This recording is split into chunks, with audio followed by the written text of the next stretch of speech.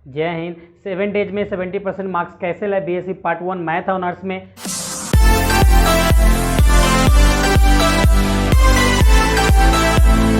बात करेंगे आज हम लोग बात करेंगे दो यूनिवर्सिटी वाले के लिए।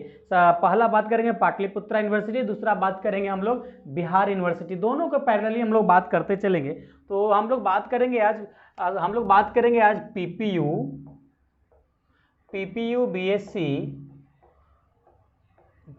बीएससी पार्ट 1 वाले के लिए, जिसका मैथ ऑनर्स है। ओके, मैथ ऑनर्स है। और दूसरा हम लोग बात करेंगे बिहार यूनिवर्सिटी।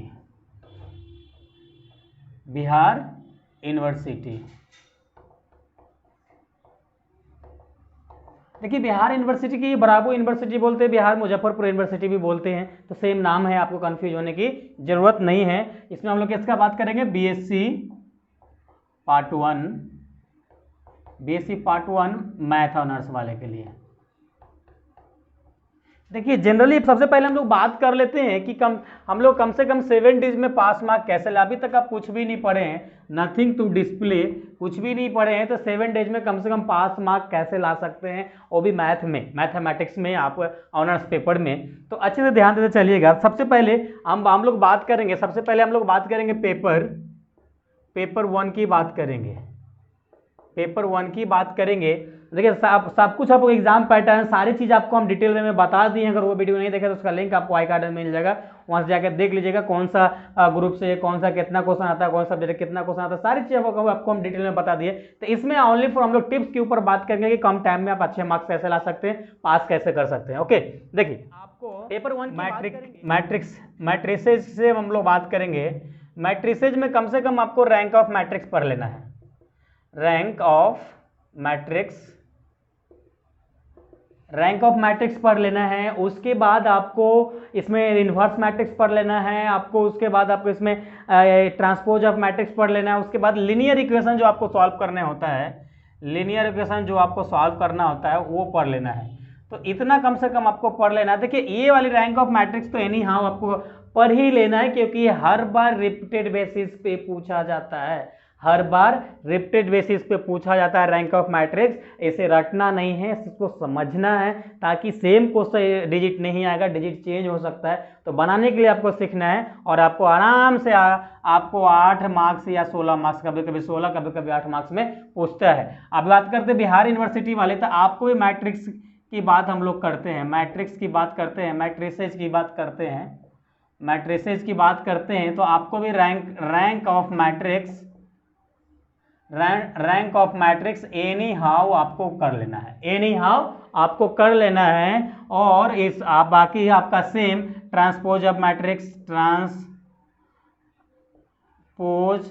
और आपको इन्वर्स, और उसके बाद आपको लीनियर इक्वेशन,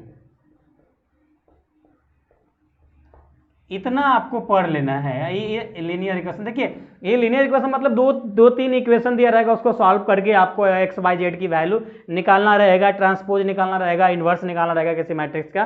तो ये 3-4 टॉपिक है जो आपको सीख लेना एनी हाउ। और ये देखिए, ये आपका, इसे अगर आप छोड़ देते हैं रैंक ऑफ मैट्रिक्स को, इसे अगर नहीं करते हैं, तो कम से कम 8 और 16 मार्क्स का नुकसान करके आएंगे, आप लोग भी नुकसान करके आएंगे। तो ये दोनों तो एनी हाउ आपको किसी भी हाल में कर लेना है। ओके, उसके बाद बात करते हैं, उसके बाद आपको पढ़ना है एलपीपी।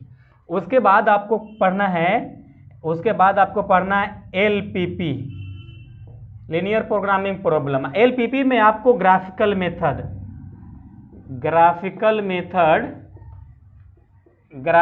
मेथड आपको पढ़ लेना है, एनी हाउ और सिंपलेक्स मेथड।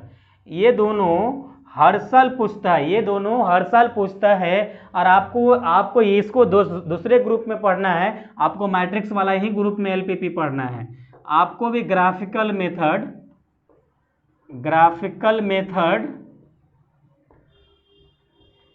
और सिंपलेक्स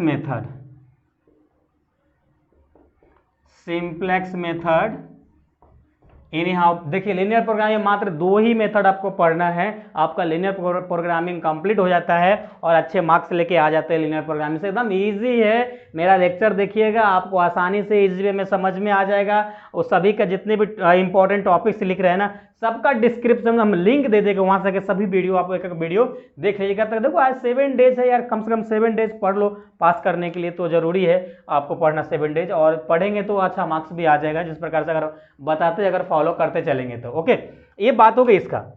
उसके बाद आपको पढ़ना है, उसके बाद आपको पढ़ना है ट्रिग्नोमेट्री, उसके बाद आपको पढ़ना है ट्रिग्नोमेट्री। देखिए ट्रिग्नोमेट्री से उसके बाद आपको पढ़ना है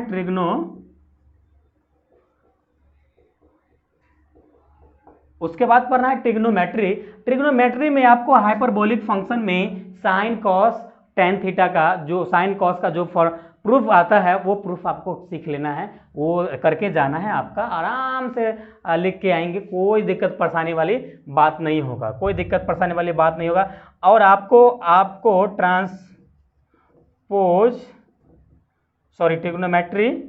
ट्रिग्नोमेट्री और सेट थ्योरी, ट्रिग्नोमेट्री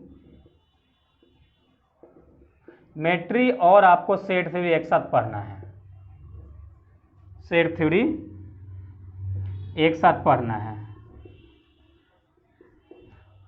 आप लोगों को अलग अलग पढ़ना है, आप लोग को अलग पढ़ना है। सेट थ्योरी आपका एक अलग ग्रुप है, सेट थ्योरी आपका एक अलग ग्रुप है आपको, ओके, अलग ग्रुप है। तो देखिए ट्रिग्नोमेट्री में आपको भी हाइपरबोलिक पढ़ के जाना है। बात करते हैं सेट थ्योरी की।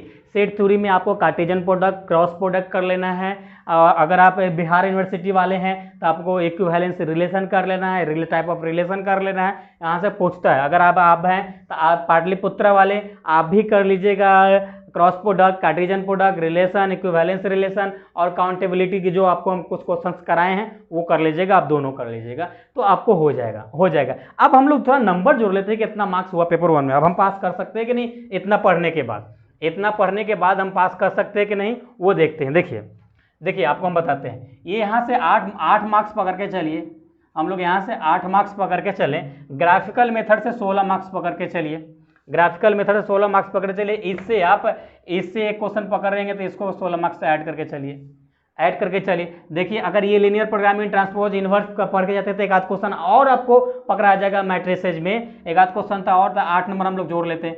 देखिए 16 दूना 32, 16 48, 16 48, आप 48 मार्क्स का हकदार हो गए, अब आराम से पास कर जाएंगे। अब उसके बाद अगर आप चाहते इतना करने के बाद आप सोचते कि नहीं सर अपना पास मार्क कर लिए, हमारे पास टाइम है और हमको अच्छे मार्क्स लाना है, तो उसके लिए आपको क्वेश्चन बैंक को लटिए, क्वेश्चन बैंक को स्टडी कीजिए, उसमें जो रिपीटेड बेसिस पे है, अल्टरनेट बेसिस पे है, जो भी क्वेश्चन है सभी क्वेश्चन को कलेक्ट कीजिए और सभी क्वेश्चन को सॉल्व कर दीजिए। अब बोलेगा सर नहीं मेरे पास बिहार यूनिवर्सिटी वाला बोलेगा कि सर हमारा तो एग्जाम का डेट आया ही नहीं, तो हम क्या करें। तो देखिए आप लोग एक काम कीजिए, प्लेलिस्ट में जाइए, वहाँ से क्रैश कोर्स वाले लेक्चर है वो देख लीजिए, और डिटेल में पढ़ना चाहते हैं डिटेल में वाली लेक्चर है वो पढ़ लीजिए। जब एग्जाम का टाइम आएगा तो कम से कम इतना सब टॉपिक्स आप रिवाइज करके जाइएगा पेपर 1 के लिए, आप तैयारी करके इतना स्टडी करके जाइएगा। आप पाटलिपुत्र वाला तो आप लोग इतना कर ही लीजिए एनी हाउ। उसके बाद हम लोग बात करते हैं पेपर 2 का, उसके बाद हम लोग बात करते हैं पेपर 2। भाई पेपर 2 में हम लोग क्या पढ़ें ताकि हम अच्छे से बढ़िया मार्क्स ला पाएँ। पेपर 2 में हम क्या पढ़े, देखिए पेपर 2 में आपको डिफरेंशियल कैलकुलस पढ़ना है। डिफरेंशियल कैलकुलस में आपको लेबनिज थ्योरम, उसका नोमेरिकल, उसका थ्योरम दोनों सीख लेना है। नोमेरिकल तो आपको ये समझना पड़ेगा, याद करना पड़ेगा, लेकिन उसका नोमेरिकल बनाना सीख लेना है। और यूलर्स थ्योरम, पार्शियल डिफरेंशियल से यूलर्स थ्योरम और उसका नोमेरिकल सब कुछ डिटेल में बताया, क्रैश कोर्स वाले लेक्चर में जाके देखिएगा, ओके वो देख लेना। उसके बाद आप एल हॉस्पिटल रूल देख लीजिएगा, दोनों एल हॉस्पिटल रूल, और अलग से आपको पाटलिपुत्र वाले आपको अलग से एक्स्ट्रा बोनस है कि आप एजम्प्टोट कर लीजिएगा। एजम्प्टोट हर साल पूछता है, एक एजम्प्टोट आपको हर साल पूछा जाता है, तो आप एजम्प्टोट कीजिएगा। रैंक ऑफ मैट्रिक्स की तरह एक क्वेश्चन एजम्प्टोट आपका हर साल रहता है, तो आप जरूर कर लीजिएगा, वो कंफर्म है, 16 मार्क्स आपको दिला के जाएगा। बाकी लेबनिज थ्योरम, यूलर्स थ्योरम कर लीजिएगा, उसका न्यूमेरिकल कर लीजिएगा और एल हॉस्पिटल कर लीजिएगा, तो आपका नाव पार लग जाएगा। तो इतने में से आपको 2 क्वेश्चन आप यहाँ पे सॉल्व कर पाएंगे। उसके बाद हम लोग बात करते हैं किसका, इंटीग्रल कैलकुलस के। सर इंटीग्रल कैलकुलस में क्या करें, देखिए पाटलिपुत्रा वाले थोड़ा सा आपको इंटीग्रल कैलकुलस में मेहनत करना पड़ेगा। आपको एक शॉर्टकट में आपको एक रिडक्शन फार्मूला कर लीजिए, रिडक्शन फार्मूला जो भी होता है वो कर लीजिए। उसके बाद आपको जो क्वेश्चन बैंक में जो क्वेश्चन है उसको आपको सॉल्व करके रिवाइज करना पड़ेगा, प्रैक्टिस करना पड़ेगा, तब इंटीग्रल कैलकुलस का आपका क्वेश्चन पकड़ाएगा। अगर बिहार यूनिवर्सिटी वाले हैं तो रिडक्शन फार्मूला कर लीजिए। रिडक्शन फार्मूला करने के बाद आप volume of surface area of solid का कर लीजिए, रिवॉल्यूशन, इतना कर लीजिए तो आप लोग का काम हो जाएगा इंटीग्रल कैलकुलस में। आप बात करते हैं ज्योमेट्री का, तो एनालिटिकल ज्योमेट्री ऑफ 2D का, एनालिटिकल ज्योमेट्री ऑफ 2D में आपको एलिप्स का, हाइपरबोला का, पाराबोला का स्टैंडर्ड फॉर्म पढ़ लीजिए। स्टैंडर्ड फॉर्म का थ्योरम देख लीजिए, प्रूफ करना। अभी हमको उसका लेक्चर कल ही पब्लिश की है, तो जाके देख लीजिएगा और उसका लिंक आपको आई कार्ड में मिल जाएगा, वहाँ से देख लीजिएगा। ओके, अदरवाइज आई कार्ड में लिंक नहीं मिलेगा तो अभी पब्लिश किया तो जाइएगा तो ऑटोमेटिक मिल जाएगा। ओके, वीडियो में जाइएगा तो। ओके, तो हम क्या बात करते हैं 2D का, तो एलिप्स, हाइपरबोला, पाराबोला का स्टैंडर्ड फॉर्म। उसके बाद पोलर फॉर्म में से आपको इस प्रकार क्वेश्चन आपसे पूछता है प्रूफ करने के लिए 1 + e cos थीटा l/r, यहाँ माइनस भी हो सकता है। और दूसरा एलिप्स पे परपेंडिकुलर होता है। सपोज कोई एक लाइन है mx - n = आपका 0 है। सपोज कोई एलिप्स का इक्वेशन है, इस पे एलिप्स पे परपेंडिकुलर है, एलिप्स पे या परपेंडिकुलर है, तो ये वाली क्वेश्चन भी आप कर लीजिएगा 2D में। अब 2D में हम सब कुछ कराए हैं। देखिए आप लोग से अगर अच्छा मार्क्स लाना चाहते हैं, पास करना चाहते हैं, तो हमारा जो भी इंपॉर्टेंट लेक्चर वाली वीडियो आता है उसको फॉलो करते चलिए। आपको पास नहीं अच्छे मार्क्स लेके आएंगे, क्योंकि सारी चीज़ आपको हम करा रहे हैं, सभी चीज़ हम लोग आपको हम करा रहे हैं, प्रोवाइड कर रहे हैं। अभी ये वाले लेक्चर तो स्टैंडर्ड फॉर्म वाली मिल गया है, हाइपरबोला, पाराबोला का।